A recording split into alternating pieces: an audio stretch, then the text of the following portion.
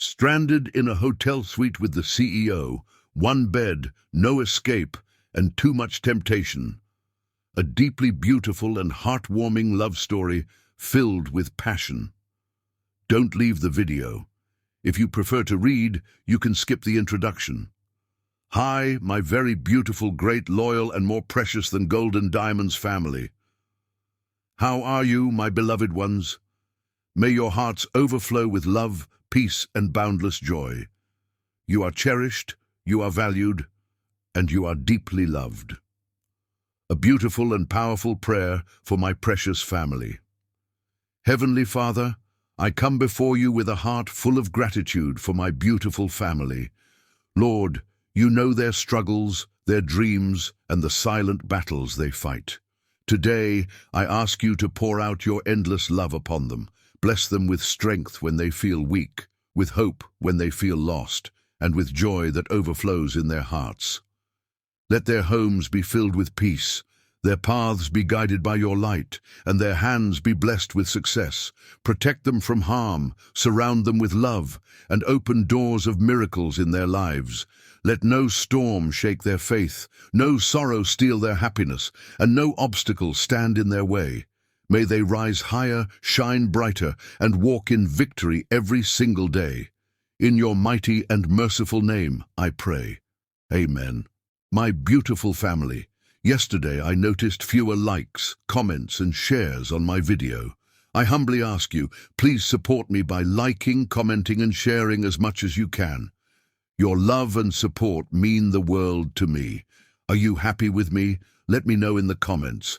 And tell me, where are you watching from? Drop your city name in the comments. I am checking attendance, so comment, I am present. And don't forget our challenge, 20,000 subscribers, only 4 days left. Let's unite in love and make it happen.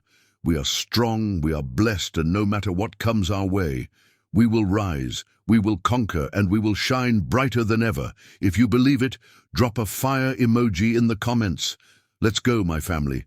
Our victory is near. Chapter 1. New Beginnings. The Manhattan skyline glittered like 1,000 promises as Samira Watson gazed upward from the sidewalk. Horizon Global's headquarters, a sleek 60-story testament to architectural ambition, towered before her, its glass facade reflecting the morning sun. At 27, with her natural curls framing her face and determination evident in every line of her posture, Samira took a deep breath and straightened her charcoal blazer. "This is for you, Mama," she whispered, clutching her portfolio tighter. The weight of her journey from Trinidad to New York pressed upon her shoulders. Not just the physical distance, but the emotional miles she'd traversed. Growing up, she had watched her mother, Camille, struggle as a single parent, abandoned by a visiting American businessman who had promised her the world. Once he discovered Camille was pregnant, he vanished without a trace, leaving behind only shattered dreams and a lifetime of caution. Men with money and power are dangerous, Camille had told her daughter repeatedly. They take what they want and leave destruction in their wake. Despite these warnings, Samira had excelled, earning a full scholarship to the University of the West Indies and graduating at the top of her class in financial economics. Her analytical mind, combined with genuine warmth and integrity, had caught the attention of recruiters from Horizon Global, one of New York's most prestigious financial firms. Now, as she stepped through the revolving doors into the pristine lobby, Samira's confidence momentarily wavered. Marble floors stretched beneath her heels, reflecting the chandelier's crystalline glow. Employees in impeccable attire streamed past, each exuding the polished confidence that came with belonging. Ms. Watson, a receptionist with a warm smile, approached. "Welcome to Horizon Global. Your department is expecting you on the 42nd floor." The elevator ascended smoothly, each floor representing another step toward the future she envisioned, one where her mother would never again worry about medical bills or mortgage payments. As the doors opened to reveal an expansive, open-concept office, heads turned to observe the newcomer. "You must be Samira." A woman with vibrant energy and a stylish bob approached, hand extended. "I'm Layla Bennett from marketing. They've asked me to show you around before your department orientation."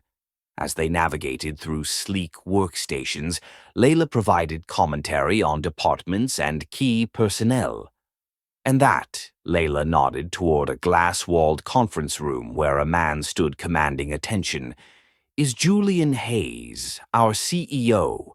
Brilliant, demanding, but surprisingly fair. He built Horizon from a boutique firm to a global powerhouse in under a decade." Samira observed him with professional curiosity. Julian Hayes projected authority without arrogance, unusual in the financial world she had studied. Tall with broad shoulders emphasized by a perfectly tailored charcoal suit, he gestured toward projections displayed on a screen. Even from a distance, his intensity was palpable. At that moment, Julian glanced through the glass, his attention momentarily caught by the new face. Their eyes met briefly, his deep brown penetrating and curious, hers steady and unintimidated. Something flickered in his expression, surprise perhaps at her directness, before he returned to the meeting. By afternoon, Samira was deep in orientation, absorbing complex systems and protocols with ease. When most employees began departing at 6, Samira remained determined to master the company's proprietary modeling systems before morning. The office gradually emptied until only a few dedicated souls remained. Absorbed in deciphering a particularly complex market prediction algorithm, Samira didn't notice the approaching footsteps until a voice broke her concentration. "Most new employees are halfway through happy hour by now." She looked up to find Julian Hayes leaning against her cubicle entrance, his tie loosened slightly, suggesting hours of intense work. "Mr. Hayes," she acknowledged, rising quickly, "I wanted to understand the emerging markets model before tomorrow's briefing." His eyebrow raised slightly. "Most analysts need weeks to grasp that system." "I studied similar models during my research fellowship," Samira explained without arrogance, "though your variations accounting for political instability factors are quite innovative." Julian studied her with undisguised interest. "You were at the University of the West Indies," he stated, clearly having reviewed her file. "Your thesis on microfinance sustainability models was exceptional." Surprise flickered across her face. "You read my thesis?" Their conversation shifted to economic theory, Caribbean market potential, and innovative financial inclusion models. Minutes stretched into an hour as they debated approaches, neither yielding ground without sound reasoning. For Julian, accustomed to deference, Samira's willingness to defend her analyses was refreshing. For Samira, despite her mother's warnings echoing distantly, she couldn't deny the intellectual thrill of finding an equal mind. "It's getting late," Julian finally noted, glancing at his watch. "Can I have my driver take you home?" "Thank you, but I'll manage," Samira replied with a polite smile. "The subway will be fine." Later that night, in her modest Brooklyn apartment, Samira called her mother. As they spoke, Camille's slight breathlessness when discussing her day prompted a familiar worry. Her mother's heart condition, while stable, required constant monitoring and, eventually, surgery. The primary reason Samira had pursued this high-paying position. "Remember why you're here," she told her reflection firmly after hanging up. "For Mama's heart, not for yours." Little did she know, across the East River, Julian Hayes stood at his penthouse window, mind still engaged with their conversation, fascinated by the brilliant analyst whose genuine authenticity had, in one brief meeting, begun to challenge his carefully constructed worldview. Chapter 2. Professional Magnetism. 3 months passed with the velocity of New York traffic, fast, demanding, and unforgiving of hesitation. Samira's analytical talents quickly proved indispensable to Horizon Global's Caribbean expansion strategy. Her insight into regional economic patterns positioned her as a rising star within the firm. Friday evenings found the Horizon offices gradually emptying as employees escaped to weekend freedoms. But Samira remained, blue light from multiple monitors reflecting in her focused eyes. The Caribbean expansion project deadline loomed just days away, and perfection was her only standard. "You do realize it's 8 o'clock on a Friday, right?" Layla appeared at her cubicle entrance, coat already on. "Even the workaholics have abandoned ship." Samira glanced up, surprised to find the office nearly deserted. "I need to finalize the Trinidad market assessments. The projections aren't aligning with my on-the-ground knowledge." After Layla departed with a resigned wave, Samira returned to her calculations, cross-referencing economic indicators against local market realities. Corporate data suggested Trinidad's energy sector would provide the strongest investment opportunities, but Samira's intimate knowledge of the island revealed overlooked potential in sustainable tourism and technological education. "Still here, Ms. Watson?" Julian's deep voice pulled her from concentration. Unlike their first meeting, she wasn't startled by his presence. Over the past months, their late-night encounters had become almost routine. He leaned against her cubicle entrance, jacket discarded, sleeves rolled to reveal strong forearms, his usual commanding presence softened by the evening's shadows. "These projections are overlooking key variables," Samira explained, highlighting sections of her analysis. "The standard models aren't capturing Trinidad's unique economic ecosystem." Julian approached, standing close behind her chair to examine the screen.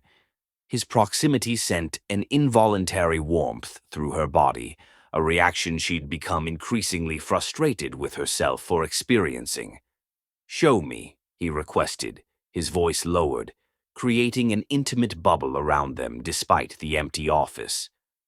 For the next hour, Samira articulated her alternative analysis, explaining how Trinidad's community networks and cultural patterns influenced economic behaviors in ways standard Western models missed. Julian listened intently, asking penetrating questions that pushed her to refine her thinking rather than defend it. "This is exactly why I need your perspective on this project," he said, finally straightening. "Everyone else sees the Caribbean through Wall Street lenses. You see the human patterns behind the numbers."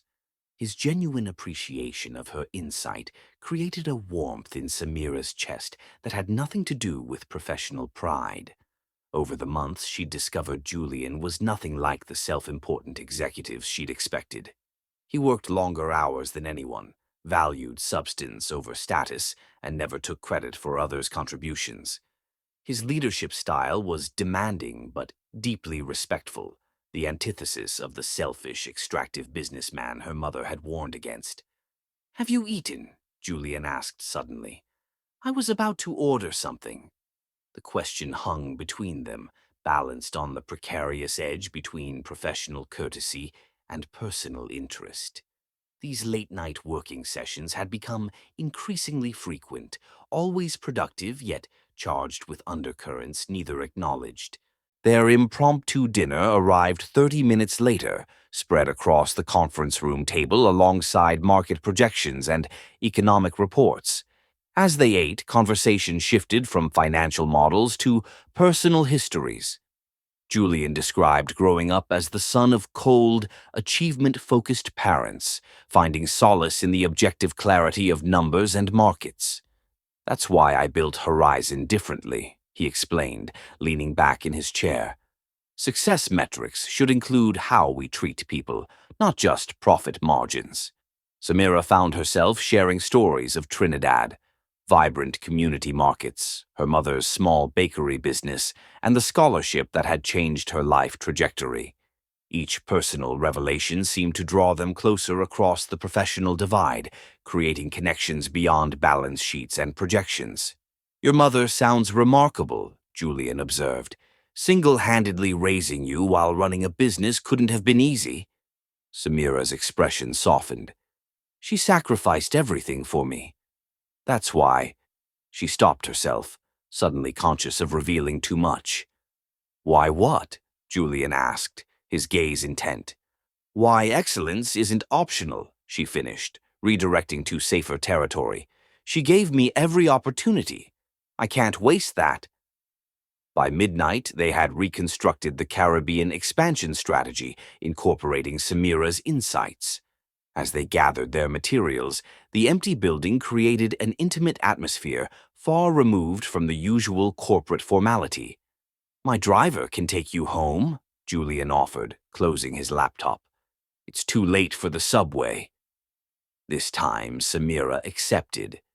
In the back of his luxury sedan, separated from the driver by a privacy partition, the professional distance they maintained in the office seemed to compress in the darkness. Their hands rested inches apart on the leather seat, neither acknowledging the charged space between them. Thank you for tonight, Julian said softly as the car approached her Brooklyn neighborhood. Your perspective is invaluable to this project, and to me. The slight emphasis on the final words hung in the air between them. Samira met his gaze in the dim car interior, finding something unexpectedly vulnerable in his expression. In the following weeks, their professional collaboration intensified as the Caribbean project advanced. Julian increasingly requested Samira's presence in executive meetings, valuing her insights openly before the leadership team. Her rise within the company was meteoric, but earned through genuine talent rather than favoritism. Layla, observing from marketing, raised knowing eyebrows at the growing connection. He looks at you differently, you know, she commented, after Samira successfully presented to the board. He respects my work, Samira replied dismissively. Samira, Layla said with gentle exasperation, I've worked at Horizon for 5 years. Julian Hayes respects many people's work. He doesn't look at them like they're the answer to questions he didn't know he was asking. Chapter 3. The First Rejection. After 6 months of increasingly intertwined professional lives, Julian could no longer deny the truth that had been crystallizing since that first evening in Samira's cubicle. What began as admiration for her analytical mind had evolved into something deeper, more profound than he had experienced with anyone before. He arranged everything with meticulous care, a private dining room at Celestial, Manhattan's most exclusive rooftop restaurant. The panoramic view encompassed the glittering cityscape, lights reflecting like earthbound stars against the evening sky. A string quartet played unobtrusively in the corner. The chef had prepared a special menu featuring subtle nods to Trinidadian cuisine, and roses in deepest crimson adorned the table. Julian adjusted his cufflinks nervously, an uncharacteristic gesture for a man accustomed to commanding boardrooms and navigating billion-dollar negotiations with unshakable confidence. Tonight was different. Tonight the stakes felt infinitely higher than any corporate merger. Samira arrived precisely on time, stunning in a deep blue dress that accentuated her curves while maintaining professional elegance. Her natural curls were styled in an intricate updo, gold earrings catching the light as she moved. Julian felt his breath catch as she approached. This is unexpected, she commented, taking in the private dining room with widened eyes. I thought we were discussing the expansion timeline. We'll get to that, Julian promised, guiding her to the table with a gentle hand at the small of her back. But I thought we deserved a proper dinner after all the late nights working on this project. Throughout the appetizer course, they maintained the familiar rhythm of their professional discussions. Market projections, implementation strategies, potential challenges. Yet beneath this comfortable terrain, an undercurrent of anticipation flowed, acknowledged in lingering gazes and brief moments when their hands nearly touched across the table. As dinner progressed, Julian gradually steered their conversation toward personal territories, his childhood dreams before finance consumed his life, her aspirations beyond Horizon Global. Each revelation created another thread in the intricate connection forming between them. You never speak of your father, Julian observed during a momentary lull. Samira's expression shifted subtly. There's not much to say. He was an American businessman who swept my mother off her feet during a Trinidad vacation. Once she told him she was pregnant, he disappeared back to his real life. She raised me alone. The pain beneath her matter-of-fact tone wasn't lost on Julian. His loss, he said quietly, to miss watching you become the extraordinary woman you are. Her eyes met his, surprised by the genuine emotion in his voice. Something dangerous and beautiful expanded in the space between them, possibilities neither had acknowledged aloud. When dessert arrived, an exquisite dark chocolate creation with gold leaf accents, Julian knew the moment had come.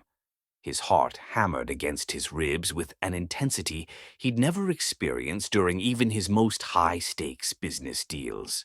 "Samira," he began, reaching across the table to take her hand. "These past 6 months working with you have changed me.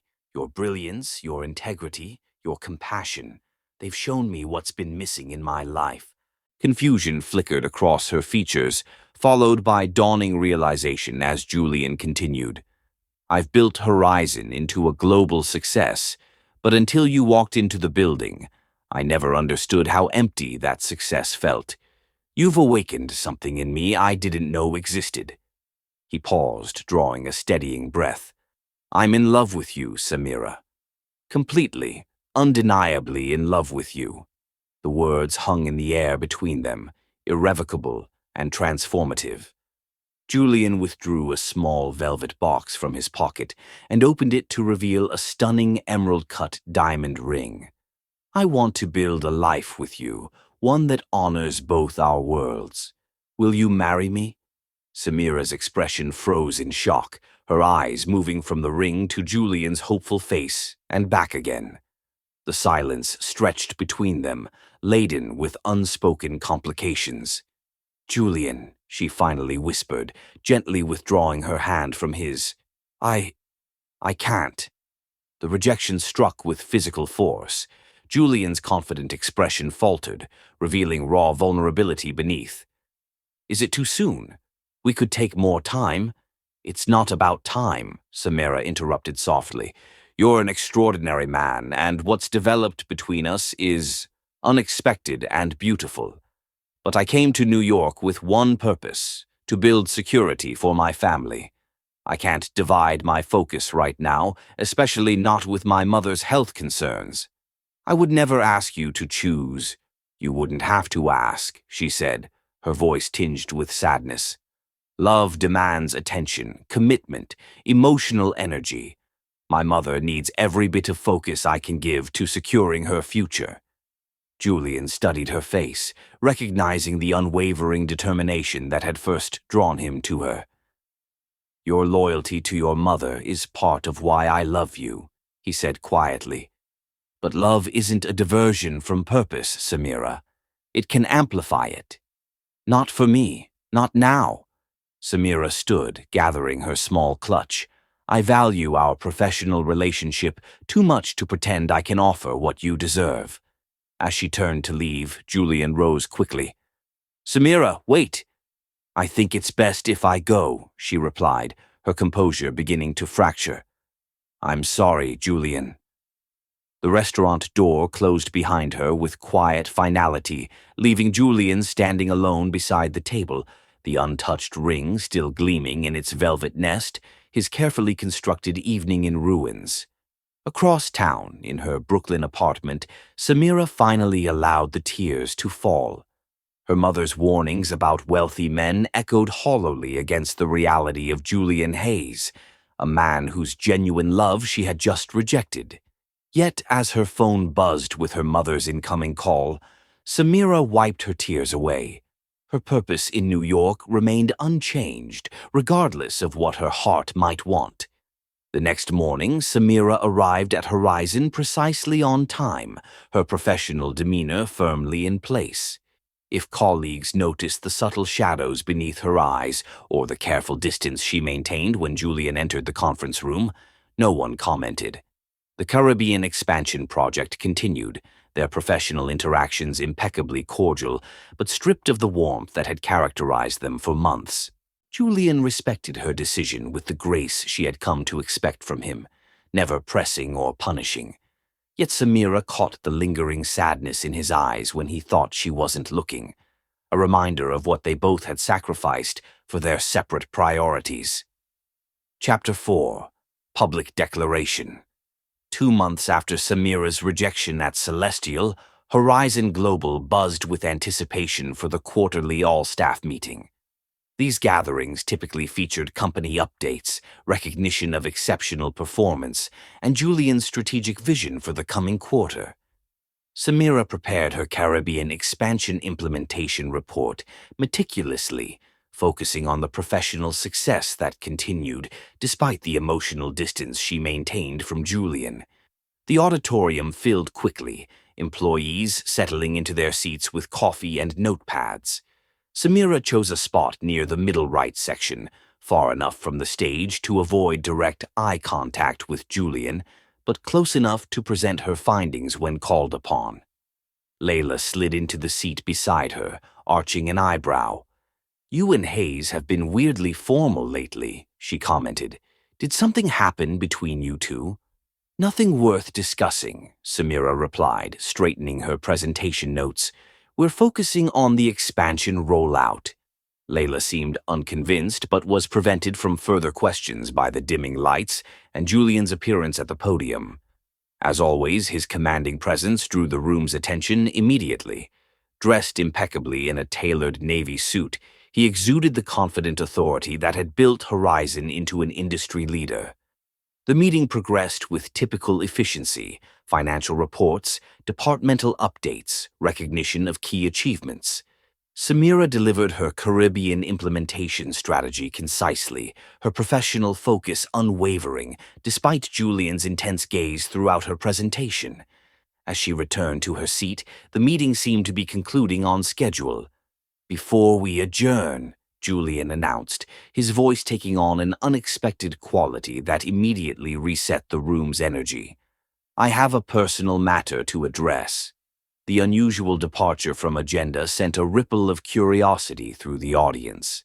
Samira froze, a sudden premonition climbing her spine as Julian stepped from behind the podium and moved to the center of the stage. "As your CEO, I've always advocated for transparency and authenticity," he began. "Today, I need to embody those values myself." The auditorium lights dimmed further, and soft music began to play, a gentle calypso melody that instantly transported Samira to Trinidad's shores. Her heart rate accelerated as side doors opened and staff members entered carrying tropical flower arrangements that they placed around the stage. Murmurs of confusion and curiosity swept through the audience. "Some of you have noticed changes in our Caribbean expansion strategy," Julian continued, his gaze finding Samira in the audience. "What you may not know is that these improvements came through the brilliant insights of one person whose unique perspective transformed not just our business approach, but my entire understanding of what matters in life." Samira felt the blood drain from her face as colleagues' heads turned in her direction, connecting Julian's words to her Caribbean presentations. Layla grabbed her arm, her expression a mixture of shock and delight. "Oh my God," she whispered. "He's going to—" "Samira Watson," Julian called, extending his hand toward her seat. "Would you please join me?" The spotlight found her, trapping her in its unforgiving glare. Every instinct screamed for her to flee, yet professional dignity demanded she respond with composure. On legs that felt disconnected from her body, Samira rose and made her way to the stage, painfully conscious of hundreds of eyes tracking her movement. As she reached Julian, he took both her hands in his, heedless of their professional audience. "2 months ago, I asked you a question in private that you weren't ready to answer. I've respected your decision, but I've also realized something important. Love isn't meant to be convenient or perfectly timed." Horror and something dangerously close to yearning battled within Samira as Julian dropped to one knee before her, still holding her hands. Behind him, a screen lowered displaying photographs of Trinidad's coastline, intercut with images from their Caribbean expansion presentations. "Samira Watson," Julian continued, his voice steady despite the vulnerability of his position, "you've shown me that true success isn't measured in market share or profit margins, but in the connections we build and the difference we make in people's lives. I love your brilliant mind, your unwavering integrity, and your compassionate heart." A velvet box appeared in his hand, the same one from that night at Celestial, and he opened it to reveal the emerald-cut diamond. "Will you marry me and build a life that honors both our worlds and purposes?" The auditorium had fallen completely silent, hundreds of colleagues witnessing this most private moment transposed into the most public of declarations.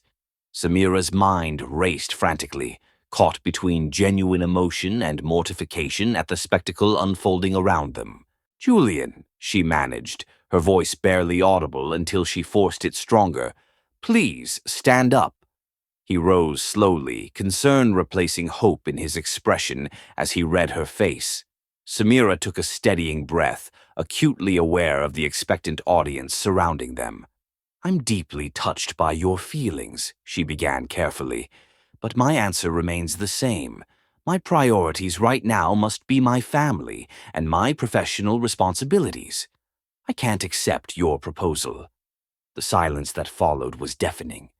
Julian's expression shifted through hurt to resignation before settling into dignified acceptance. Somewhere in the audience, an uncomfortable cough broke the tension, followed by scattered whispers. "May I ask why?" Julian questioned quietly, though the stage microphones carried his words clearly to the audience. "Is there something I could address? Something I could change?" Samira's carefully maintained composure threatened to crack under the weight of his genuine confusion and the hundreds of watching eyes. "This isn't about you, Julian. I came to New York to build security for my family, not to fall in love. That remains my purpose." Without waiting for his response, Samira stepped away from the spotlight and walked quickly toward the exit, her heels echoing in the silent auditorium. Behind her, Julian recovered with remarkable grace, smoothly transitioning back to his CEO persona and dismissing the meeting with thanks for everyone's attendance. The aftermath was predictably uncomfortable. Colleagues alternated between awkward sympathy and barely concealed curiosity. Samira weathered the attention with professional dignity, refusing to discuss the incident and redirecting all conversations to work-related matters. Julian similarly maintained impeccable professionalism, never allowing their personal situation to affect Horizon's operations or Samira's standing within the company.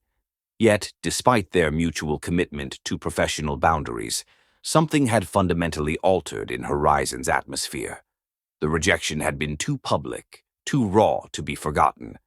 Whispers followed Samira through hallways, and speculation about Julian's unprecedented emotional display dominated office conversations.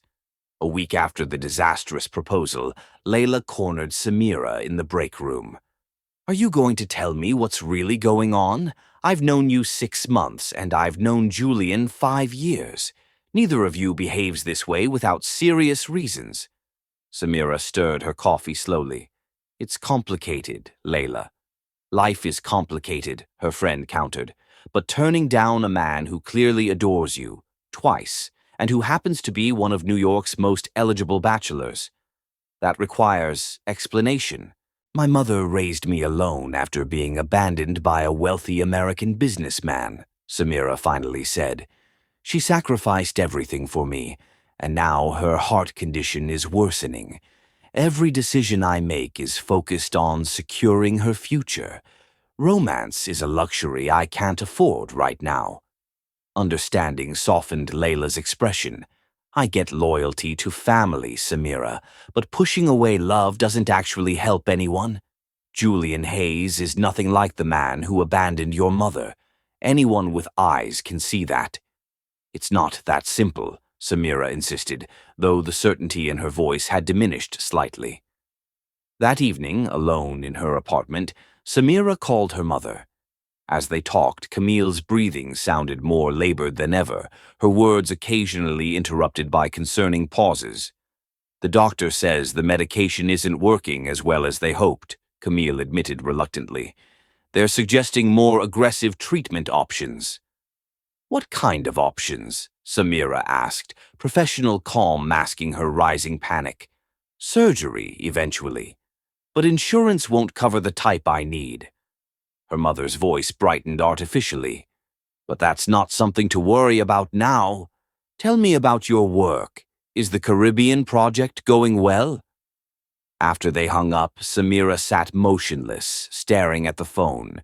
Her mother's condition was deteriorating faster than she had anticipated, and her carefully constructed timeline for financial security suddenly seemed woefully inadequate. Despite her excellent salary, specialized cardiac surgery would require resources far beyond her current savings. Across the city, Julian stood at his penthouse window, gazing at Brooklyn's distant lights and wondering which one might be Samira's. The ring box sat unopened on his desk, a reminder of dreams deferred but not abandoned. Something about her rejection felt incomplete. Not a rejection of him so much as a postponement of possibilities due to obligations he didn't fully understand. Whatever barriers stood between them, Julian Hayes had built a career on overcoming obstacles. This challenge, the most important of his life, would be no different. Chapter 5. Crisis Calls. The call came at 3:17 a.m., yanking Samira from restless sleep. Her mother's neighbor, Mrs. Patterson, spoke in the rushed, breathless manner of someone delivering urgent news. "Camille collapsed this evening, dear. They've taken her to Port of Spain General. The doctors are saying something about her heart." Samira was already moving, phone pressed to her ear, pulling clothes from her closet with her free hand. "What exactly did they say?" "Which doctor is treating her?" "Dr. Suarez. He's saying she needs surgery immediately, but there's some issue with—" "Insurance," Samira finished, her mind racing through calculations. "Tell him I'm calling the hospital right now. Don't let them make any decisions until I speak with Dr. Suarez directly." The next hours passed in a blur of urgent calls. Dr. Suarez confirmed what Samira had feared. Her mother's heart condition had deteriorated dramatically. She needed valve replacement surgery within days, a procedure that would cost nearly $250,000 at Port of Spain General, with Trinidad's national insurance covering less than a quarter of the expense. "Without surgery, her prognosis is poor," Dr. Suarez stated with clinical directness. "With her current deterioration rate, she has perhaps a month, possibly less." A month. The words echoed in Samira's mind as she ended the call, her apartment suddenly too small, too far from her mother, too empty of solutions. By dawn, Samira had composed herself enough to call Julian's assistant and request 3 days of emergency leave, citing a family medical situation without elaborating. Then she began methodically contacting banks, loan companies, and medical financing organizations, her analyst's mind focused on the single goal of securing $190,000 within 72 hours. Each call ended with the same outcome: rejection. Her excellent credit score and horizon salary impressed loan officers, but the amount and urgency exceeded standard protocols. By late afternoon, sitting surrounded by rejection notices and financial forms, Samira finally allowed herself to acknowledge the gravity of her situation. Without immediate intervention, her mother would die. A knock at her door interrupted her desperate calculations. Layla stood in the hallway, concern evident in her expression. "You weren't at work, no one could reach you, and you weren't answering texts," she explained, stepping inside without waiting for invitation. "What's happening, Samira?" The facade of controlled competence that had carried Samira through the day cracked suddenly, tears flooding her eyes as she explained her mother's condition and the impossible financial hurdle before her. "I've tried everything," she concluded, gesturing at the scattered paperwork. Every bank, every loan company, even medical crowdfunding sites. No one can process anything quickly enough. Layla's expression shifted from concern to determination. There are other options, Samira. People who could help if you'd let them. I'm not asking Julian for money, Samira stated firmly, reading her friend's implication. That would be completely inappropriate, especially after rejecting his proposals. This isn't about pride or awkwardness, Layla argued. This is your mother's life. Which is exactly why I need to find a solution that doesn't involve emotional complications, Samira countered. Julian's help would come with unspoken expectations, even if he didn't intend it. Layla sighed, recognizing the immovable determination in her friend's expression. At least let me help you continue calling financing options. 2 phones work faster than 1. They worked through the evening, exhausting every possibility Samira could identify. Yet, as midnight approached, the reality remained unchanged. No conventional financing option could deliver the necessary funds within the critical timeline. As Layla eventually left with promises to brainstorm overnight, Samira faced the crushing weight of her failure. All her careful planning, her professional success, her single-minded focus on security had proven insufficient against the cruel timing of her mother's deteriorating heart. In her small bathroom, Samira splashed cold water on her face and stared at her reflection. Think, she commanded herself. There must be something you haven't considered. Yet the obvious solution, the one she continued to reject, loomed largest.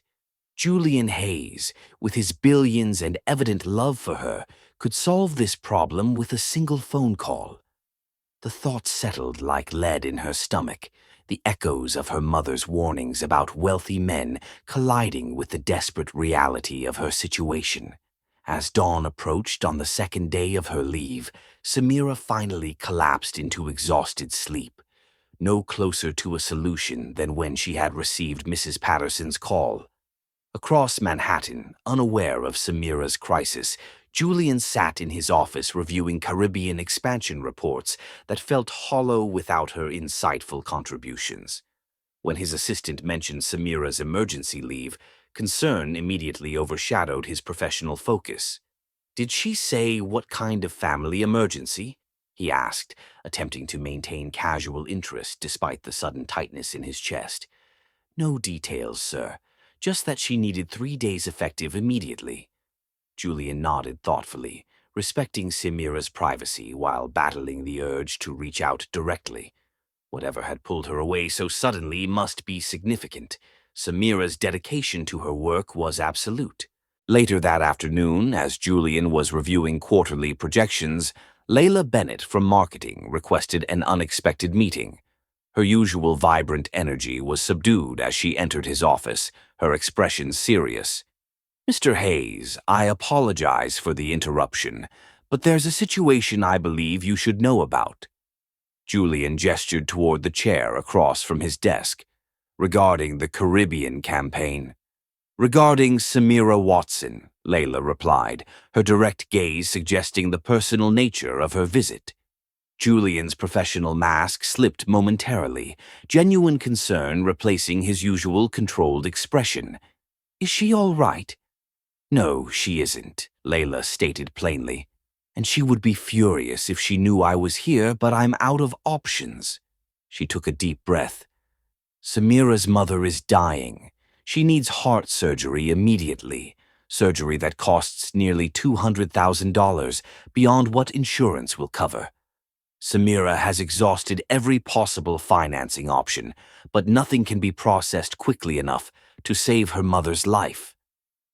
The information struck Julian with physical force. Suddenly, Samira's rejections, her insistence on prioritizing family security, her resistance to emotional entanglements, all crystallized into painful clarity. Why didn't she tell me? He asked quietly, though he already knew the answer. Pride, independence, and complicated feelings about you, Layla replied honestly. She's convinced accepting your help would create obligations she can't fulfill. Julian was already reaching for his phone, his decision instant and absolute. Which hospital in Trinidad? Port of Spain General. The surgeon is Dr. Suarez. Within minutes, Julian had his financial team arranging an immediate wire transfer to cover all medical expenses for Camille Watson's treatment. As the arrangements concluded, he turned back to Layla, his expression serious. "Samira can never know this came from me," he instructed. "The hospital will inform her that an anonymous donor has covered the costs. That's all she needs to know." Layla hesitated. She deserves to know who helped her mother. "What she deserves is freedom to make choices without feeling indebted," Julian corrected gently. "Promise me, Layla. Not a word about my involvement." Reluctantly, Layla agreed, though her expression suggested she considered it a mistake.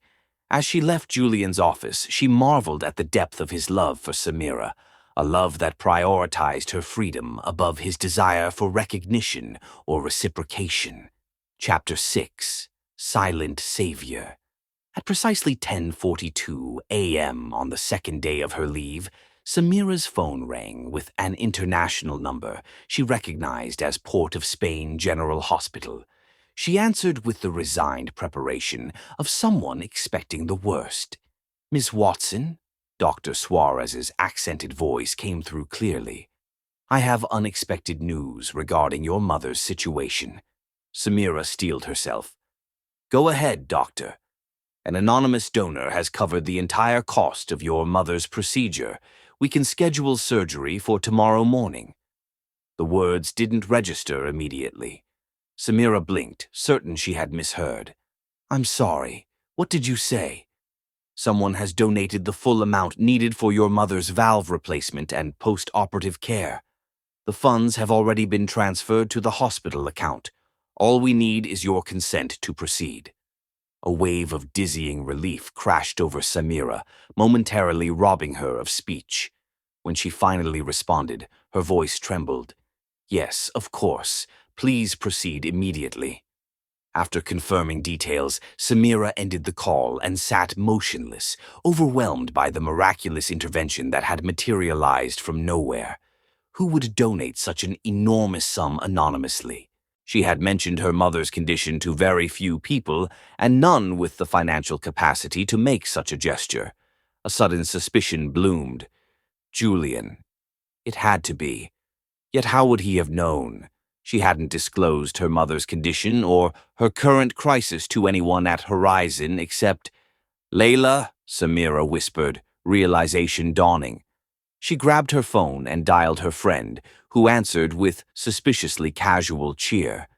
"How's everything going with your mother?" Layla asked, the forced lightness in her tone confirming Samira's suspicion. "You told Julian, didn't you?" Samira's question was direct, her voice tight with conflicting emotions. A moment of silence preceded Layla's sigh. "Your mother's life was at stake, Samira.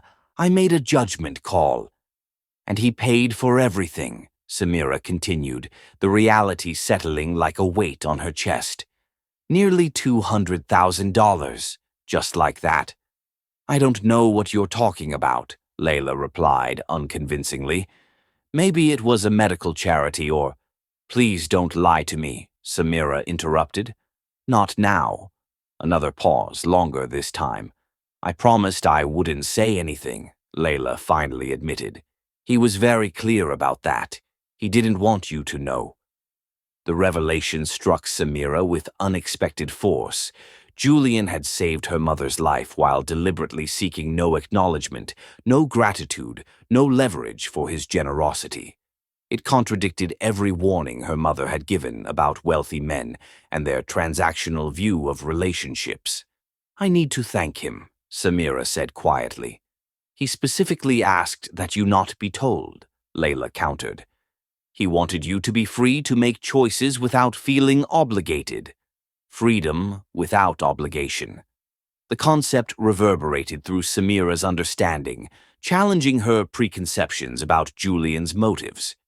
A man seeking advantage wouldn't have insisted on anonymity. A man seeing her as a transaction wouldn't have prioritized her autonomy above his recognition. For the first time, Samira allowed herself to consider that perhaps her mother's warnings, born from one man's cruel abandonment, might not apply universally.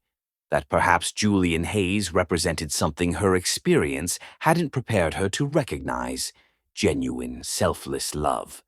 The realization was still forming when her phone rang again, this time her mother's neighbor, reporting that the hospital had suddenly scheduled surgery for the following morning. The miracle had reached Trinidad, setting in motion the salvation Samira had desperately sought. "I'll fly down immediately," Samira decided, already mentally packing. "Tell her I'll be there before they take her to pre-op." The next 24 hours passed in a blur of flights, taxis, and hospital corridors. Samira arrived at Port of Spain General just as dawn was breaking over Trinidad's lush landscape, the familiar tropical air a stark contrast to New York's autumn chill. She found her mother being prepped for surgery, looking smaller and more fragile than Samira remembered, yet her eyes brightened upon seeing her daughter. "You shouldn't have come all this way," Camille protested weakly. "Your job is less important than you," Samira finished, taking her mother's hand. "Always." Dr. Suarez appeared, explaining the procedure in detail, a complex valve replacement that would have been impossible without the anonymous donation. As they wheeled Camille toward the operating theater, Samira pressed a kiss to her forehead, whispering promises of a future they both had feared might be lost. The surgery lasted 7 hours. Samira sat in the waiting room, alternately pacing and praying, her mind continually returning to Julian. Each hour that passed with her mother's life in the balance reinforced the magnitude of his gift. Not just money, but time, possibility, future. Finally, Dr. Suarez emerged, surgical mask pulled down to reveal a tired smile. "The procedure was successful. Your mother's new valve is functioning perfectly. With proper care, she should make a complete recovery." Relief crashed through Samira with physical force, her knees weakening as she grasped the doctor's hands. "Thank you. And please, if you know who made the donation—" "It was completely anonymous, Doctor," Suarez assured her. "The funds came through a medical foundation that specified patient privacy." Later, sitting beside her sleeping mother in recovery, Samira composed a message to Horizon Global requesting an additional 2 days to oversee her mother's initial recovery. The response came quickly. "Take whatever time was needed. Position secure. Best wishes for her family emergency." The corporate compassion bore Julian's unmistakable influence, another silent kindness she had no way to acknowledge. 4 days later, with her mother stabilized and improving rapidly, Samira boarded a flight back to New York. As the plane lifted above Trinidad's verdant coastline, she felt herself suspended between worlds: the island of her birth and childhood, and the city where she had encountered a love more generous than anything her mother's warnings had prepared her to recognize. Back at Horizon Global, Samira's return was met with the professional courtesy she had come to expect. Colleagues welcomed her back without prying questions, projects awaited her attention, and the rhythms of corporate life resumed seamlessly. Yet everything had changed beneath this familiar surface. Each time Julian passed her office or spoke in meetings, Samira viewed him through the lens of his extraordinary generosity, a generosity he had deliberately hidden to protect her independence. Layla watched this subtle shift with knowing eyes, but honored her promise to maintain Julian's secret. "You seem different since your trip home," she observed over lunch a week after Samira's return. "More at peace, somehow." "My mother's recovery is going remarkably well," Samira replied, which was true but incomplete. The greater truth, that her understanding of love and its possibilities had fundamentally transformed, remained unspoken. Across the executive floor, Julian observed Samira's return with careful distance. Her mother's successful surgery had been confirmed through discreet channels, bringing him profound relief while reinforcing his commitment to remain silent about his involvement. If there was ever to be a future between them, it would need to emerge from Samira's free choice, not from obligation or gratitude. Yet he couldn't help noticing subtle changes in her demeanor, a softening of the rigid boundaries she had maintained since his public proposal, occasional glances that lingered longer than professional courtesy required. Something had shifted during her absence, though Julian was careful not to project his hopes onto these small changes. The Caribbean expansion project continued advancing, requiring their occasional collaboration. During these interactions, charged undercurrents flowed beneath their professional exchanges, questions unasked, gratitude unexpressed, possibilities hovering just beyond articulation. As October turned to November, Julian made a decision. If Samira's feelings remained unchanged, he would accept her choice with final resolution. But before closing that door completely, he would make one last gesture, not of desperation, but of honest love. He began planning quietly, assembling elements that honored both his feelings and Samira's Caribbean heritage. Neither realized they stood at the precipice of a moment that would finally bridge the distance between their worlds, a moment catalyzed by Julian's silent generosity and the profound reassessment it had triggered in Samira's understanding of love's true nature. Chapter 7. Final Rejection. November arrived with an unseasonable warmth that gentled New York's typically harsh transition to winter. At Horizon Global, preparations for the annual strategy session created an atmosphere of focused energy throughout the offices. Samira immersed herself in finalizing the Caribbean expansion implementation, her work exemplary as always. Yet something had undeniably changed in her approach to Horizon, and to Julian. Since returning from Trinidad, she found herself seeking glimpses of him in meetings, noticing details she had previously forced herself to ignore. The thoughtful way he credited team members' contributions, his genuine interest in employees' well-being, the subtle compassion underlying his leadership decisions. Each observation further contradicted her mother's warnings about powerful men and their selfish motivations. Her mother's recovery progressed remarkably well, each follow-up report from Dr. Suarez confirming the surgery's success. During their weekly calls, Camille sounded stronger than she had in years, her breathing easy, her energy returning. The miraculous intervention that had saved her life remained unexplained to her. Samira had simply called it insurance complications that were resolved. On a bright Wednesday morning, Horizon's offices buzzed with unusual activity. Delivery personnel streamed through security, carrying elaborate flower arrangements in vibrant tropical hues, birds of paradise, orchids, hibiscus, and bougainvillea, transforming the corporate environment into a Caribbean-inspired paradise. "What's happening?" Samira asked the receptionist, who merely smiled mysteriously and continued directing the deliveries. Layla appeared at her elbow, expression suspiciously innocent. Strategy session presentation in the main conference room in 20 minutes. Everyone's required to attend. Samira narrowed her eyes. "This doesn't look like a strategy session." "Just be there," Layla insisted, before disappearing into the growing crowd of curious employees. 20 minutes later, Samira entered the main conference room to find it transformed. Tropical flowers cascaded from every surface, their vibrant colors and sweet fragrance creating an atmosphere more reminiscent of a Caribbean celebration than a corporate meeting. A string quartet played softly in the corner, their classical renditions of Trinidadian melodies adding to the surreal ambiance. Colleagues filled the space, their expressions ranging from confusion to anticipation. Whispers circulated about the unusual setup, with many glancing meaningfully in Samira's direction as she entered. She felt her chest tighten with dawning realization. Julian appeared at the front of the room, dressed in an impeccable charcoal suit she hadn't seen before. His confident demeanor faltered slightly when their eyes met across the crowded space. He stepped to the center of the makeshift stage, and the room fell silent. "Thank you all for coming," he began, his voice carrying easily without a microphone.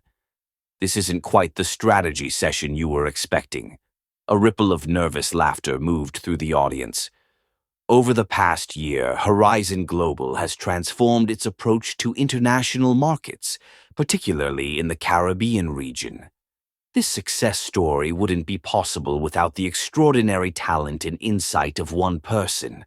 Samira felt heat rising to her face as all eyes turned toward her.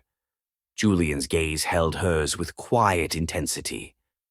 Samira Watson brought perspectives to our company that changed not just our business strategy, but our understanding of what truly matters in global commerce. Her brilliance is matched only by her compassion and integrity. He stepped forward, leaving the stage to approach where Samira stood frozen at the room's edge. A guitarist appeared, playing a traditional Trinidadian love song that Samira recognized immediately. Her mother's favorite, one that had filled their small home throughout her childhood. "Samira," Julian continued as he reached her, his voice softening to create an illusion of privacy despite the watching crowd. "Twice now I've asked you to share your life with mine. Each time you've had compelling reasons to decline. I've respected those reasons while hoping that someday the timing might be right for us both." He reached into his pocket and withdrew the familiar velvet box.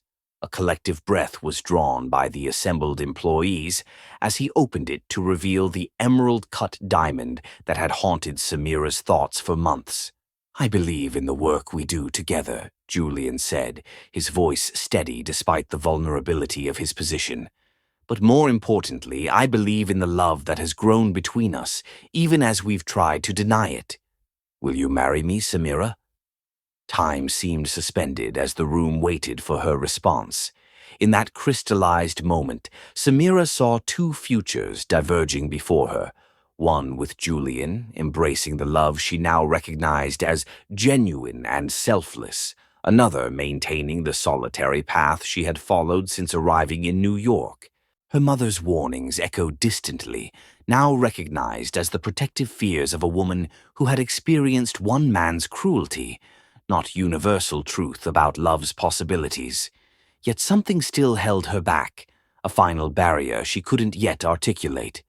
"Julian," she began, her voice barely audible before she strengthened it, "your gesture is beautiful, and what's grown between us is extraordinary." Hope brightened his expression, only to fade as she continued. "But I still can't accept. My responsibilities to my family haven't changed. I need to remain focused on that purpose." The rejection hung in the air, its impact amplified by the elaborate setup and watching audience. Someone coughed uncomfortably. Others looked away, embarrassed to witness such a personal moment turned painful. Julian's expression shifted from hurt to resigned acceptance, a transformation accomplished with remarkable dignity given the circumstances. He closed the ring box and stepped back, professional mask sliding back into place. "I understand," he said simply, though the depth of his disappointment was evident in his eyes. "Thank you for your honesty." The room remained uncomfortably silent as Samira turned and walked quickly toward the exit, unable to bear the weight of collective sympathy and curiosity. Behind her, Julian smoothly transitioned to actual business matters, his leadership training enabling him to salvage the awkward situation with remarkable grace. Samira didn't stop until she reached the sanctuary of her office, closing the door and leaning against it as she fought to regain composure. The emotional weight of rejecting Julian a third time, this time knowing the full extent of his generosity toward her mother, created an almost physical pain in her chest. She had barely collected herself when Layla burst through the door without knocking, her expression thunderous. "Have you completely lost your mind?" she demanded, closing the door forcefully behind her. "That man just humiliated himself in front of the entire company for the second time because he loves you that much and you rejected him again." "You don't understand," Samira began. No, you don't understand, Layla interrupted with uncharacteristic harshness. Your mother is alive because of him. The blunt statement hung between them, Layla's promise finally broken. I know, Samira admitted quietly. I figured it out when the anonymous donation appeared. Layla's anger deflated slightly, replaced by confusion. You knew, and you still rejected him? It's complicated, Layla. It's really not, her friend countered, stepping closer. Julian Hayes gave nearly $200,000 to save your mother's life without asking for recognition, gratitude, or anything in return. He specifically made me promise you would never know, so you wouldn't feel obligated. And this is how you repay that kind of selflessness. Each word struck with precision, dismantling the final justifications Samira had constructed to protect herself from love's vulnerability. What kind of man does that, Samira? Layla continued more gently. Not the kind your mother warned you about, not someone using wealth for power or control. Julian gave you everything without asking for anything in return. Tears formed in Samira's eyes as the truth of Layla's words penetrated defenses she'd maintained since childhood. I don't know how to reconcile this with everything I was taught about men like him. Maybe it's time to trust your own experience over someone else's pain, Layla suggested. Your mother's warnings came from her heartbreak, but they don't have to define your future. Left alone with these revelations, Samira sat motionless at her desk, mind replaying every interaction with Julian through this new perspective. His consistent respect for her boundaries, genuine appreciation for her mind, and ultimately his anonymous generosity toward her mother, painted a portrait entirely contrary to the self-serving businessman of her mother's warnings. For the first time, Samira fully acknowledged the love she had been fighting since their first late-night conversation, a love now proven through actions more eloquent than any words or grand gestures. In saving her mother without recognition, Julian had demonstrated character beyond anything Samira had allowed herself to imagine possible. As the reality of what she had just rejected settled over her, Samira faced the uncomfortable truth that her final rejection hadn't been about family responsibility at all, but about her own fear of vulnerability, of trust, of opening herself to possibilities her mother's experience had taught her to avoid. The question remaining was whether she had realized this truth too late. Chapter 8. Truth Revealed. The morning after Julian's rejected proposal, Horizon Global's office atmosphere carried a strained politeness. Everyone pretending the previous day's dramatic scene hadn't occurred while simultaneously discussing little else in hushed conversations that ceased whenever Samira approached. She maintained her professional composure, focusing intently on finalizing the Caribbean expansion timeline while ignoring the sympathetic or curious glances following her through the hallways. Julian had not appeared in the office, his calendar blocked for external meetings that conveniently removed him from the awkwardness his grand gesture had created. Samira felt his absence like a physical void, the space between them now filled with unspoken truths and missed opportunities. By afternoon, the emotional weight of Layla's revelations had crystallized into clarity. Samira had rejected not just Julian's proposal, but the possibility of a love she now recognized as genuine and extraordinary. The realization settled into determination. She needed to acknowledge the truth, whatever the outcome. At precisely 4:30, she gathered her courage and approached Julian's executive assistant. I need to speak with Mr. Hayes when he returns, she stated with calm professionalism that belied her internal turmoil. It's important. The assistant consulted his calendar with diplomatic neutrality. He's fully booked today and tomorrow with external meetings. I could try for Friday morning. Please, Samira nodded, both disappointed and relieved at the delay. It would give her time to carefully consider what she needed to say, how to explain her rejections while acknowledging the truth she had finally accepted about his character and her feelings. Returning to her office, Samira found an urgent email from Dr. Suarez in Trinidad with the subject line, "Important update, Camille Watson." Her heart lurched as she opened it, fearing complications with her mother's recovery. Instead, the message contained unexpected news. Mrs. Watson has requested information about the anonymous donor who funded her surgery.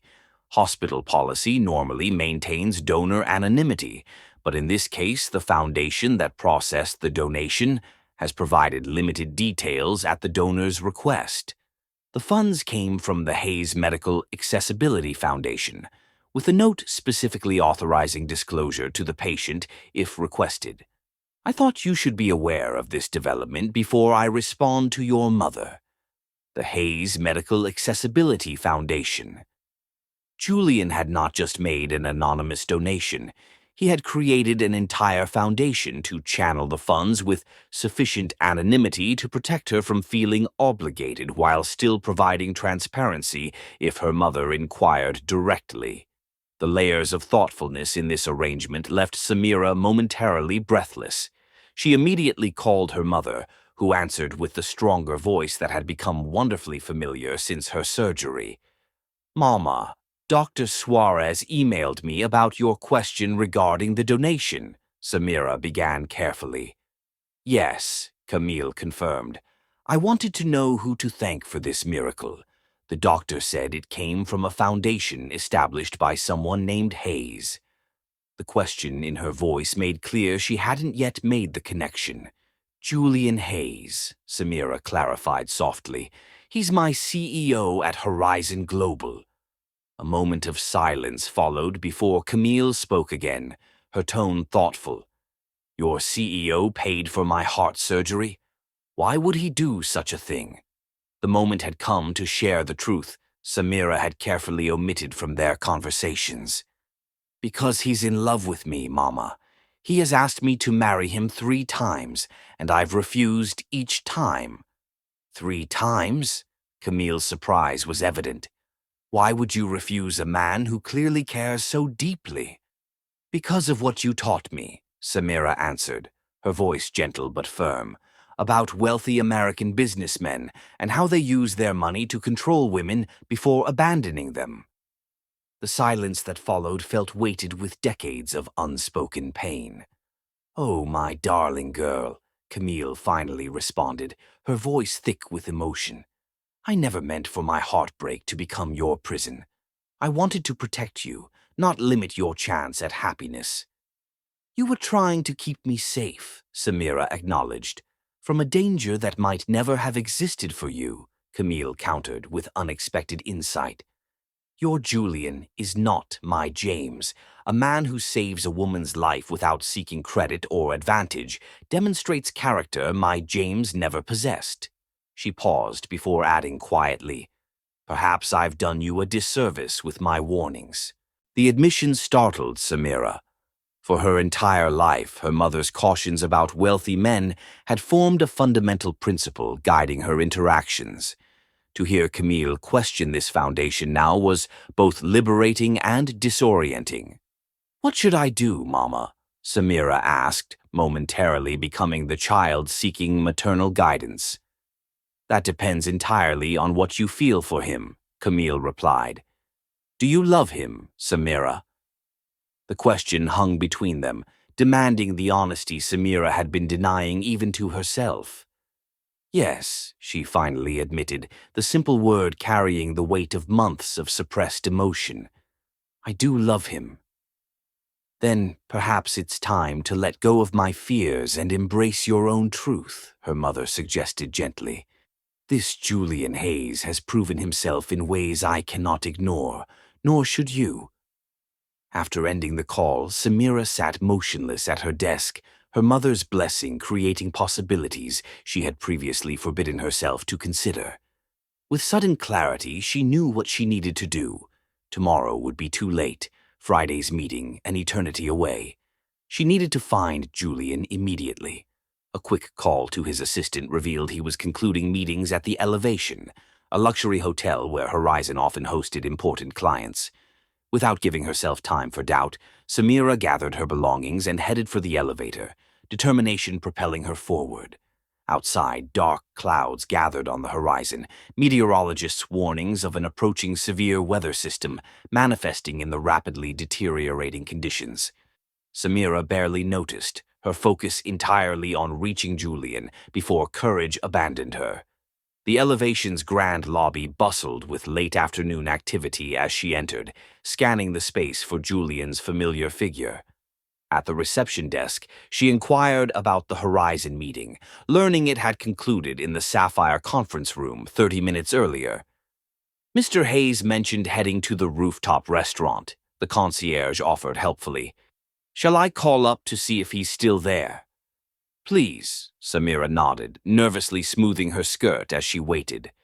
The call concluded with disappointing news. Julian had left the restaurant shortly before her arrival.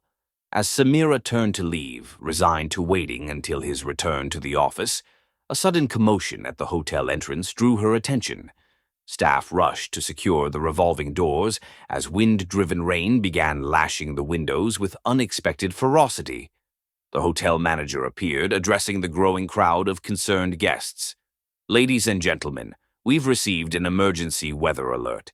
The National Weather Service has issued an immediate shelter-in-place order due to extreme wind conditions.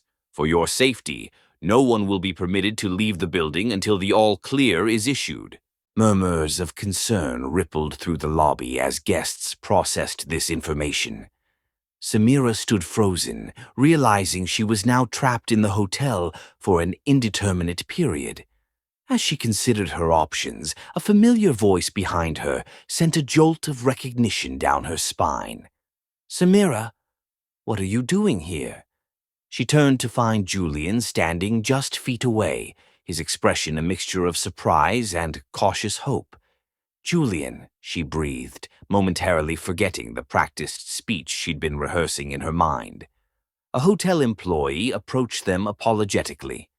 Mr. Hayes, Ms. Watson, I'm afraid we're under a shelter-in-place order. The storm has intensified significantly, and city emergency services have restricted all movement until further notice. Julian nodded his understanding. Thank you. How long do they expect this to last? At least several hours, sir, possibly overnight. We're arranging accommodations for stranded guests, though we're quickly reaching capacity. As the employee departed, Julian and Samira stood in awkward silence, the dramatic timing of their encounter not lost on either of them. I was looking for you, Samira finally admitted. I needed to talk to you. Julian's expression remained carefully neutral. I'm listening. Not here, she said, glancing at the crowded lobby where curious onlookers had begun to recognize the CEO whose rejected proposal had become office legend. Somewhere private. Understanding immediately, Julian guided her toward a quieter corridor. My executive suite is on the 30th floor.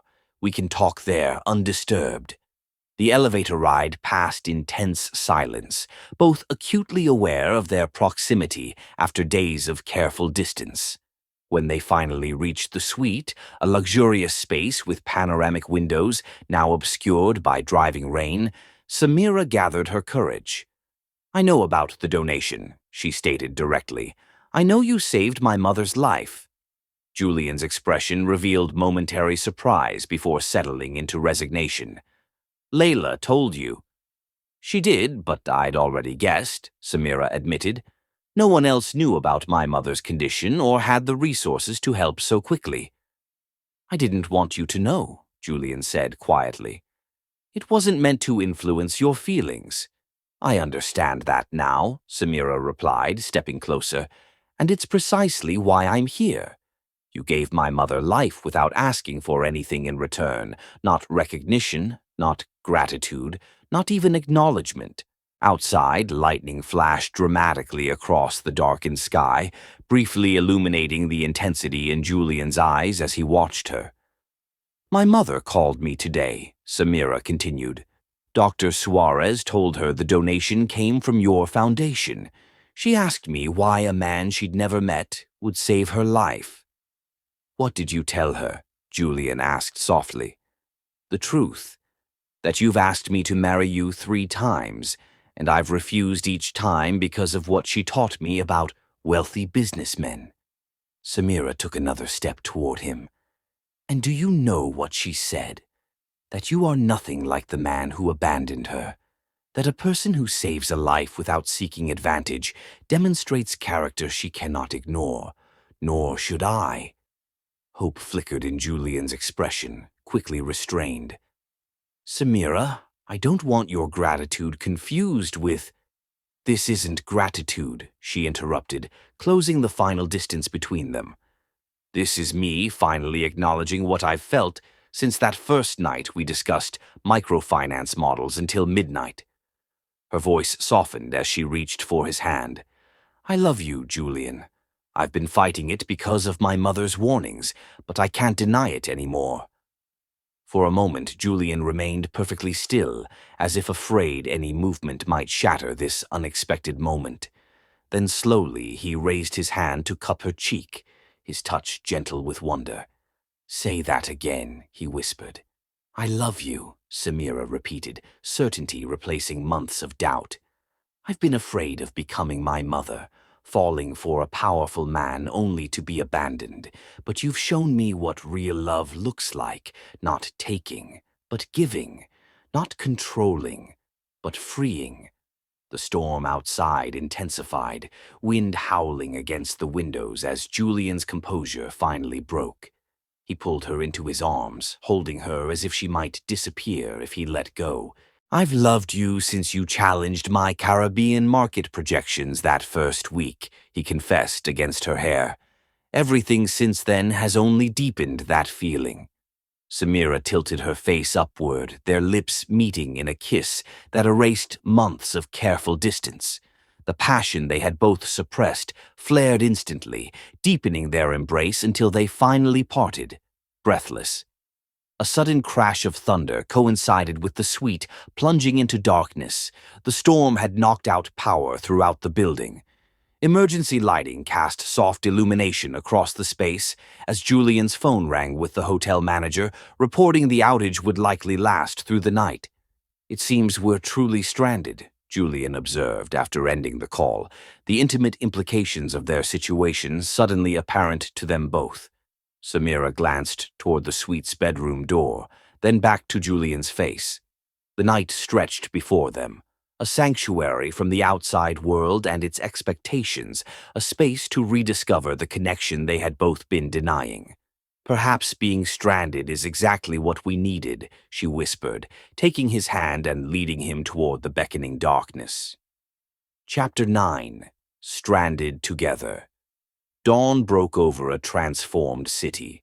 The storm had passed, leaving behind washed streets and clearing skies, nature's drama yielding to peaceful aftermath. Inside the executive suite of the elevation, morning light filtered through parted curtains, gently illuminating the bed where Samira lay curled against Julian's chest, his arm protectively around her shoulders. She stirred first, momentarily disoriented before memories of the night flooded back.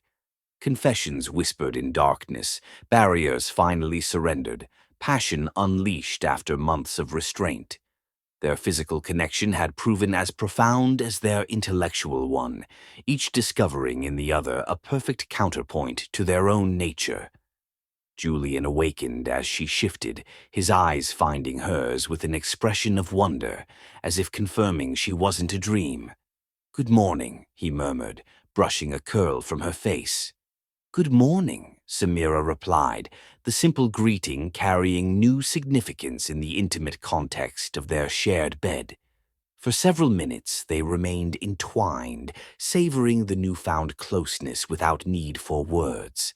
The night had transformed their relationship irrevocably, vulnerabilities shared in darkness, creating a foundation stronger than their professional connection had ever been. "I never expected this," Samira finally said, tracing patterns on his chest. "When I came looking for you yesterday, I just wanted to apologize, to explain why I'd rejected you." Julian captured her wandering hand, bringing it to his lips. And now I understand what my mother couldn't teach me, that love isn't always a risk. Sometimes it's the safest harbor possible. She met his gaze directly. I'm still the same person, Julian. I still have responsibilities to my family, commitments I can't abandon. I would never ask you to, he assured her. Your loyalty to your mother is part of why I love you. Whatever shape our future takes, her well-being will be part of it, not an obligation, but a shared priority. The simple promise, acknowledging her responsibilities rather than competing with them, confirmed everything Samira had come to understand about Julian's character. Here was a man who sought partnership, not possession, who valued her priorities as extensions of herself rather than obstacles to overcome. As morning advanced, they reluctantly separated to prepare for their return to the outside world. The hotel had regained power overnight, and New York was gradually resuming its normal rhythms. Yet something fundamental had shifted between them, creating a new reality that would require navigation once they left this sanctuary. "What happens when we walk out that door?" Samira asked as they dressed. "Yesterday I very publicly rejected your proposal. Today we take things at whatever pace feels right," Julian finished for her. "No public declarations, no pressure." His understanding calmed her lingering anxiety.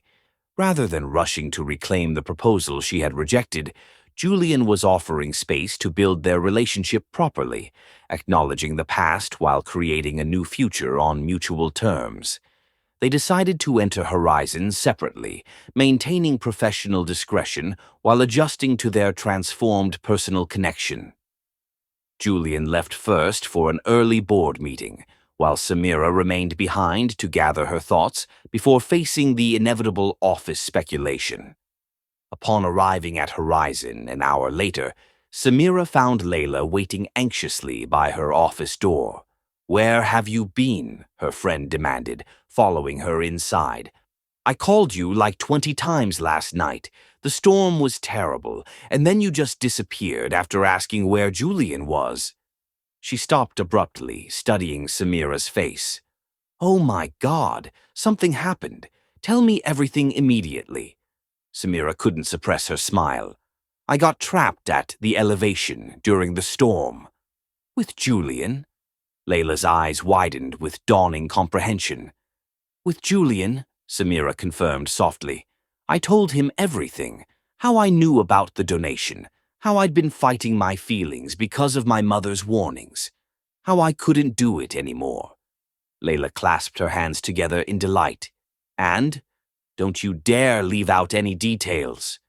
"We talked all night," Samira replied, offering a sanitized version of events.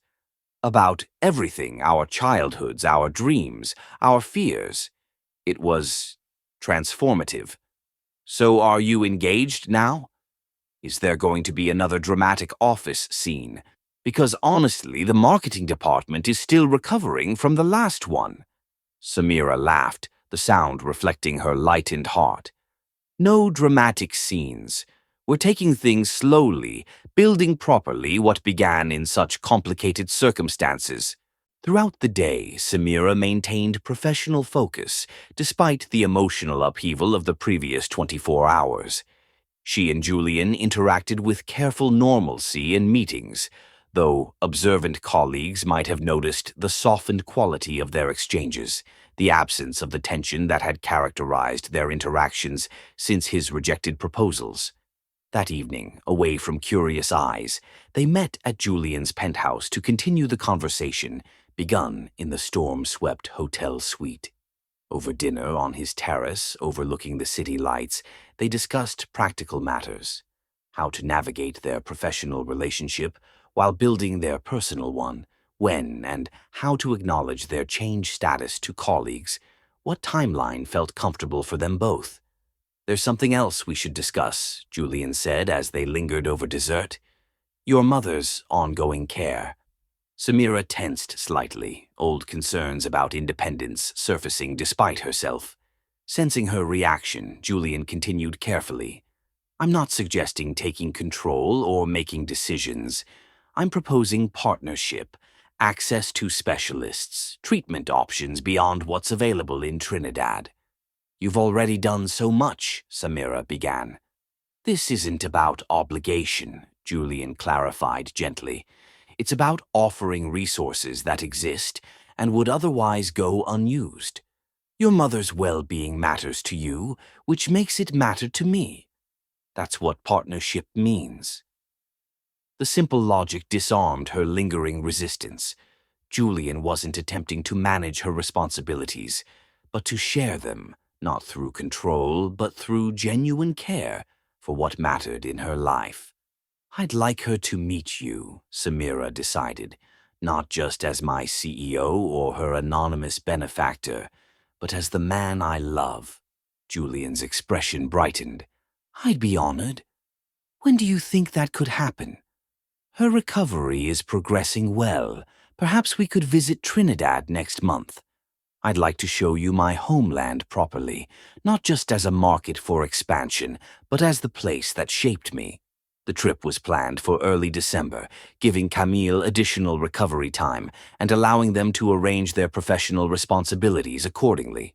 As preparations advanced, their relationship deepened in the privacy they'd established, each day revealing new dimensions of compatibility that transcended their initial intellectual connection. By unspoken agreement, they kept their evolving relationship private at Horizon, though Layla's knowing smiles and occasional protective glances toward Julian suggested at least one person understood precisely what had changed between them. I'm not worried, Julian assured her, bringing her hand to his lips. We share the most important value possible, loving you. The front door opened before they reached it, revealing Camille Watson, smaller than Julian had imagined, but with the same intelligent eyes as her daughter. Her recovery had clearly progressed well. She stood straight and moved with deliberate grace as she stepped onto the porch. "Mama," Samira called, rushing forward to embrace her mother carefully, mindful of her healing chest. "How are you feeling?" "Strong enough to meet this mysterious benefactor of mine," Camille replied, her gaze moving to Julian as he approached. Despite her smile, assessment sharpened her expression, a mother's protective evaluation. Julian stepped forward, extending his hand with respectful formality. "Mrs. Watson, it's a pleasure to finally meet you. Your daughter speaks of you with such admiration." Camille bypassed his outstretched hand, instead taking his face between her palms in a gesture startlingly intimate and maternal.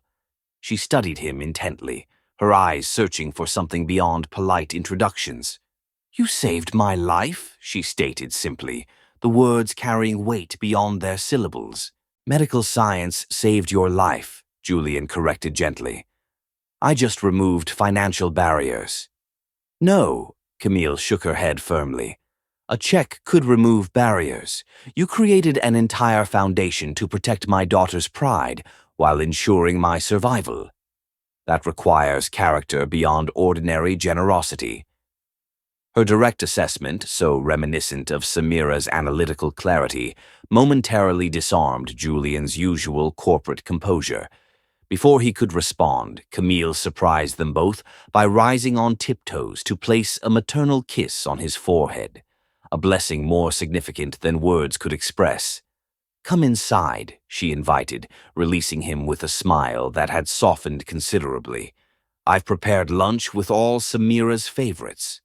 The modest home revealed volumes about Samira's upbringing, bookshelves overflowing with academic texts alongside Caribbean literature, walls adorned with Samira's academic achievements, simple furniture arranged for conversation rather than impression.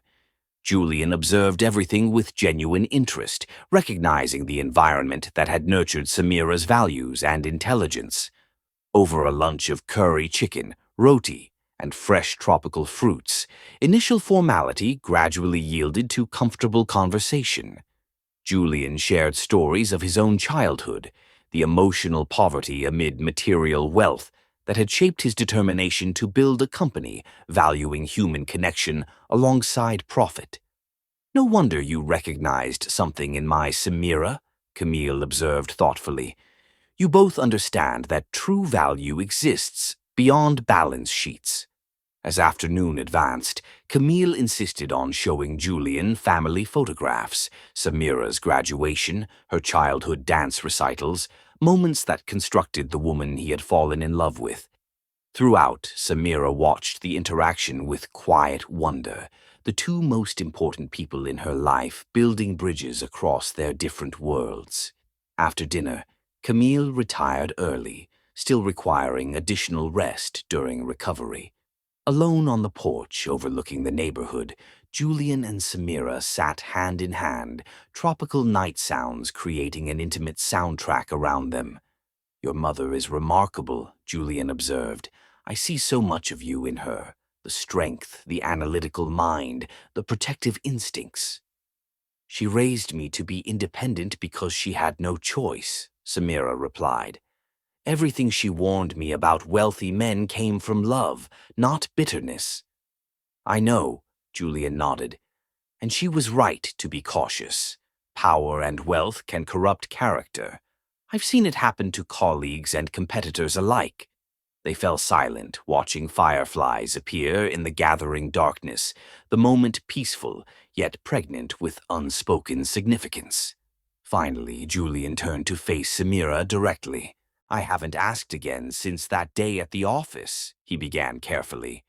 "I wanted to give us time to build something real, away from grand gestures and public declarations." Samira's heart quickened, recognizing the shift in his tone. "We have built something real, something extraordinary." From his pocket, Julian withdrew not the elaborate diamond box from his previous proposals, but a small carved wooden container that Samira recognized immediately as traditional Trinidadian craftsmanship. "I had this made here in Trinidad," he explained, opening it to reveal a ring unlike the previous diamond.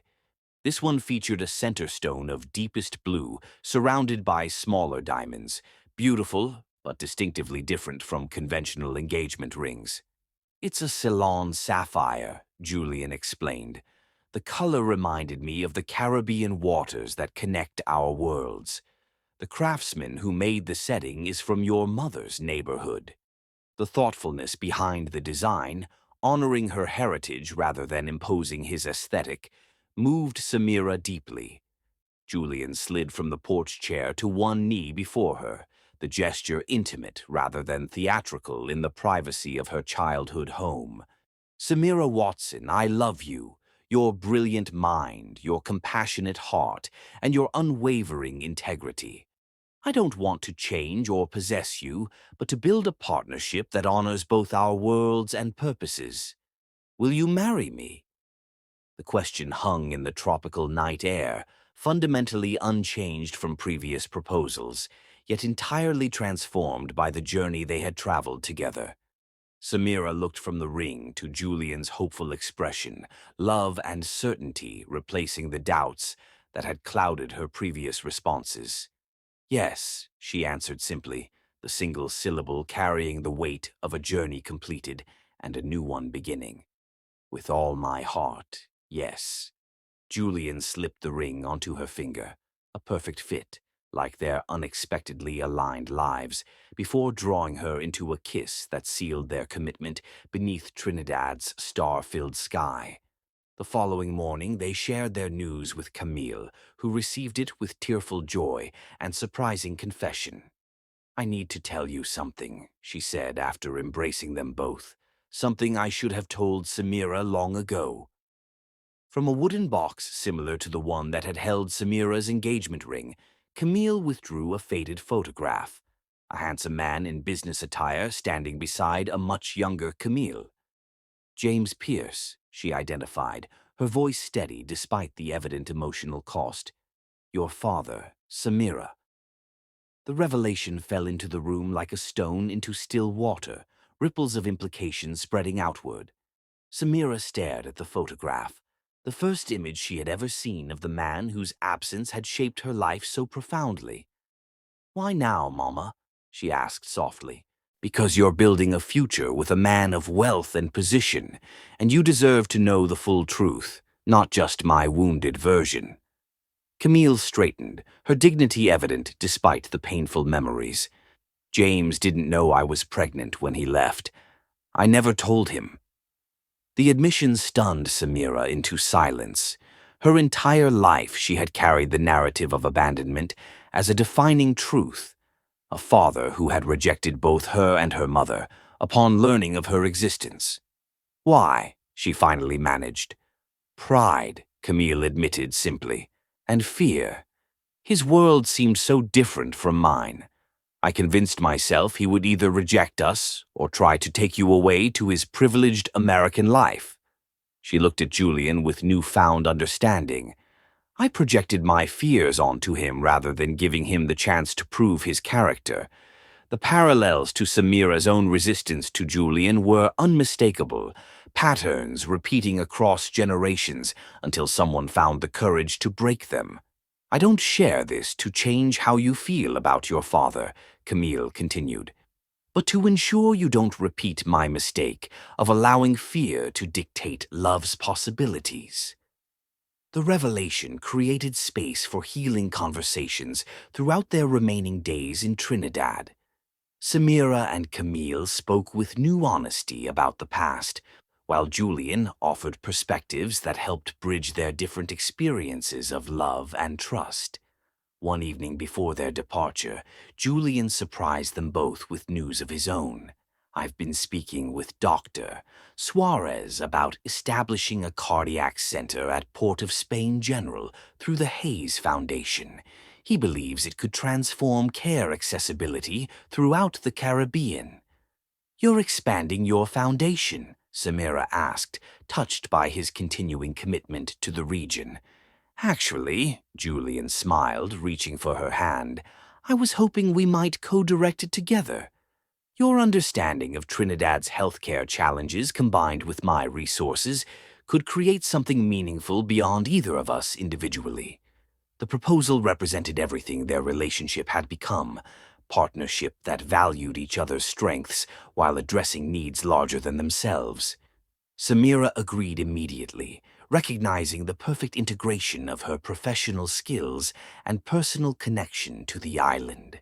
Their final night in Trinidad, Camille hosted a small gathering of family and close friends to celebrate their engagement. Under strings of lights in the backyard where Samira had played as a child, neighbors and relatives welcomed Julian with the warm inclusivity characteristic of island culture. As local musicians played traditional Trinidadian music, Julian guided Samira onto the makeshift dance floor, holding her close as they moved to the rhythmic calypso beats. I never imagined finding this, he confessed quietly, his lips close to her ear. Professional success, yes, but this kind of love? It seemed like something that happened to other people. My mother taught me to distrust it, Samira replied, resting her head against his shoulder. Yet here we are, proving both our expectations wrong. Around them, Camille watched with evident satisfaction, her healing heart witnessing the cycle of fear she had inadvertently perpetuated, finally broken by her daughter's courage to trust where she had not.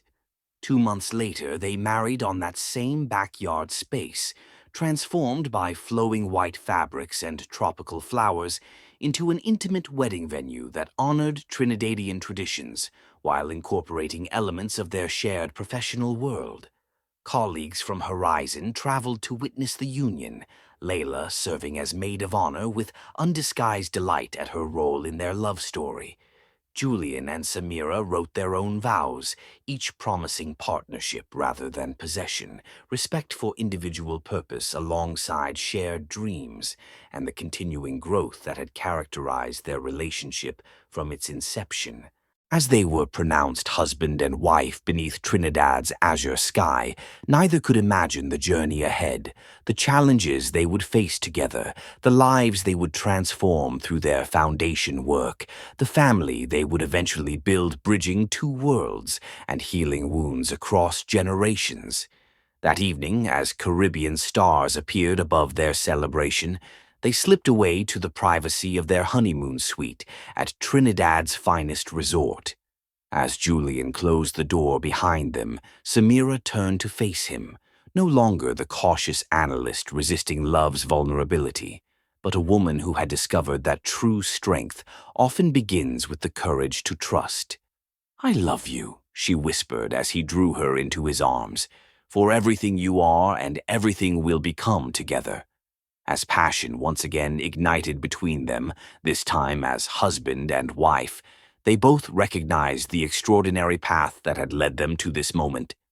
From a chance meeting in a corporate office to a storm-swept hotel suite, from misunderstanding to revelation, they had found in each other not just professional complementarity, but the rare sacred connection that transforms individual lives into a shared journey of purpose and love.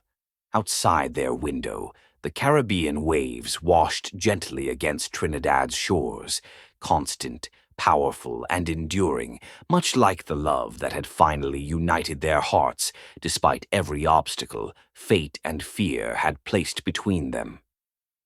The end.